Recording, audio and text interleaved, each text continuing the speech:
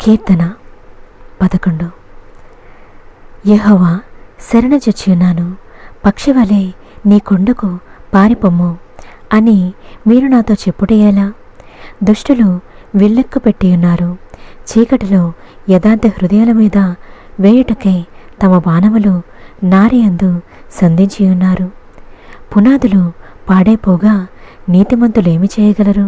యెహోవా తన పరిశుద్ధాలయములో ఉన్నాడు. యెహోవా సింహాసనము ఆకాశమందున్నది. ఆయన నరులను కన్నులారా చూచుచున్నాడు. తన కనుదృష్టి చేత ఆయన వారిని పరిశీలించుచున్నాడు. యెహోవా నీతిమంతులను పరిశీలించును, దుష్టులను బలాత్కారాసక్తులను ఆయనకు అసహ్యులు. దుష్టుల మీద ఆయన ఉరులు కురిపించును, అగ్ని గంధకములను వడగాలియు వారికి పానీయ భాగమగును. యెహోవా నీతిమంతుడు, ఆయన నీతిని ప్రేమించువాడు. యథార్థవంతులు ఆయన ముఖదర్శనము చేసెదరు. ఆమేన్. Praise the Lord. కీర్తన 12. యెహోవా, నన్ను రక్షించుము.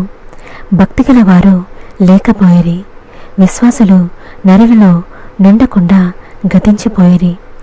అందరూ ఒకరితోనొకడు అబద్ధమలాడుదురు. మోసకరమైన మనస్సు కలవారే ఇచ్చకములాడు పెదవులతో పలుకుదురు. యెహోవా ఇచ్చకములాడు పెదవులన్నింటినీ, బెంకములాడు నాలుకలన్నింటినీ కోసివేయును. మా నాలుకల చేత మేము సాధించదము, మా పెదవులు మావి, మాకు ప్రభువు ఎవడని వారనుకొందరు. బాధపడి వారికి చేయబడిన బలాత్కారమును బట్టియు దరిద్రుల నిట్టూర్పులను బట్టియు నేనిప్పుడే లేచెదను. రక్షణను కోరుకుని వారికి నేను రక్షణ కలుగజేసెదను అని యెహోవా సెలవిచ్చుచున్నాడు. యెహోవా మాటలు పవిత్రమైనవి, అవి మట్టి మూసలో 7 మారులు కడిగి ఊదిన వెండి అంత పవిత్రములు. యెహోవా, నీవు దరిద్రులను కాపాడదవు. ఈ తరము వారి చేతిలో నుండి వారిని నిత్యము రక్షించెదవు. నరులలో నీచ ప్రవర్తన ప్రబలమైనప్పుడు దుష్టులు గర్విష్ఠులై నలుదిక్కుల తిరుగులాడుదురు. ఆమేన్. ప్రార్థన. పరిశుద్ధ తండ్రి, పరిశుద్ధ దేవా, పరలోకమందున యేసయ్యా, మీకే స్తోత్రం. దేవా, ఈ కీర్తనల గ్రంథము చదివే భాగ్యము మాకు దయచేసినందుకు నిన్నే స్తుతిస్తున్నాను. అవును ప్రభువా, నీ నామము ఎంత ప్రభావము గలది, నీవెంత గొప్పవాడవి, నీ జ్ఞానము లెక్కలేనిది. ఆకాశం మహాకాశములను, ఈ భూమిని, సూర్య చంద్ర నక్షత్రములను సృజించిన వాడవి నీవే. తండ్రి, మనుషులు నీకు భయపడినట్లుగా దేవా వారిని గద్దించండి.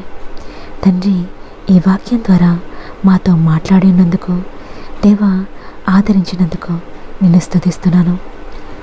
దేవా, నీవే న్యాయం తీర్చేవాడవు. ప్రజల క్రియలను బట్టి వారికి న్యాయం తీర్చేవాడవు నీవే అని నీవు తెలియచేసిన విధానం బట్టి నిన్ను స్తుతిస్తున్నాను. ఎవరైతే ఈ వాక్యం వినుచున్నారో, ప్రార్థనలో ఏకీభవిస్తున్నారో ప్రతి ఒక్కరిని దర్శించండి. తండ్రి, వారికి ఉన్న ప్రతి ఒక్కరిను నీ సన్నిధిలో ఉంచుచున్నాను. నీవే వారి ప్రతి అవసరతను తీర్చివేము. మరి ముఖ్యంగా నీ రాకడికి మా అందరినీ సిద్ధపరచమని యేసు నీ ఘనమైన నామంలో అడిగి వేడుకొనుచున్నాను నా పరలోకపు తండ్రి. ఆమేన్, ఆమేన్, ఆమేన్.